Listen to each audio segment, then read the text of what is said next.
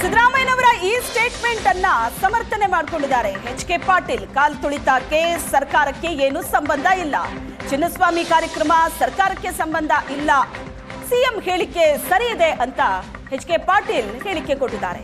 ಕೆಸಿಯ ಕಾರ್ಯಕ್ರಮ ಸರ್ಕಾರಕ್ಕೆ ಲಿಂಕ್ ಮಾಡಬಾರದು, ಈ ಪ್ರಕರಣವನ್ನ ಸೀರಿಯಸ್ ಆಗಿ ತಗೊಂಡಿದ್ದೀವಿ, ಹೈಕಮಾಂಡ್ಗೆ ವರದಿ ನೀಡ್ತೀವಿ ಅಂತ ಎಚ್.ಕೆ. ಪಾಟೀಲ್ ಹೇಳಿಕೆ ಕೊಟ್ಟಿದ್ದಾರೆ. ಸಿಎಂ ಸಿದ್ದರಾಮಯ್ಯ ಕೊಟ್ಟಂತ ಸ್ಟೇಟ್ಮೆಂಟ್ ಅನ್ನ ಸಮರ್ಥಿಸಿಕೊಂಡಿದ್ದಾರೆ ಎಚ್.ಕೆ. ಪಾಟೀಲ್. 4ನೇ ತಾರೀಕಿನಿಂದ ಏನೇನು ಘಟನೆಗಳಾಗಿವೆ ಅವುಗಳ ಬಗ್ಗೆ ಸಾಕಷ್ಟು ವಿವರವನ್ನು ಸರ್ಕಾರ ಹಂಚಿಕೆ ಮಾಡಿಕೊಂಡಿದೆ. ಸನ್ಮಾನ್ಯ ಮುಖ್ಯಮಂತ್ರಿಗಳು ವಿವರವಾಗಿ ಈಗಾಗಲೇ ಮೈಸೂರಲ್ಲಿ ಹೇಳಿದ್ದಾರೆ, ಬೆಂಗಳೂರಲ್ಲಿ ಹೇಳಿದ್ದಾರೆ. ಒಂದು ಮಾತು ಸ್ಪಷ್ಟ ಇರೋದು, ಅವತ್ತೇನು ಘಟನೆ ನಡೀತು, ಘಟನೆ ದಿವಸ ಮಾನ್ಯ ಮುಖ್ಯಮಂತ್ರಿಗಳು ತಕ್ಷಣ ಆಸ್ಪತ್ರೆಗೆ ಹೋದರು. ಉಪಮುಖ್ಯಮಂತ್ರಿಗಳು ಸಾವು ನಡೆದಂಥ ಸ್ಥಳಗಳಿಗೆ ಹೋಗಿ ಭಾವೋದ್ರೇಕದಲ್ಲೂ ಸಹಿತ ಭಾವನಾತ್ಮಕವಾಗಿಯೂ ಸ್ಪಂದಿಸಿದರು.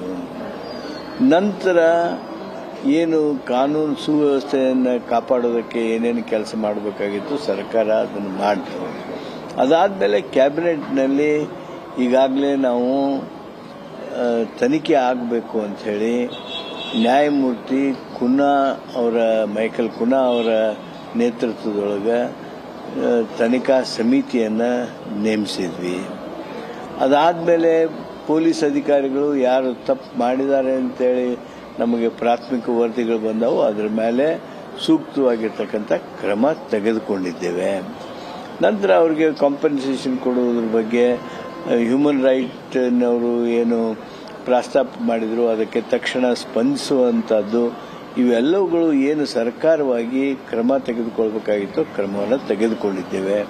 ಈಗ ತಾವೇನು DPR ಪತ್ರ ಅದನ್ನು ಪ್ರಸ್ತಾಪ ಮಾಡ್ತಾ ಇದ್ದೀರಿ, ಈಗಾಗಲೇ ತನಿಖೆಗೆ ನಾವು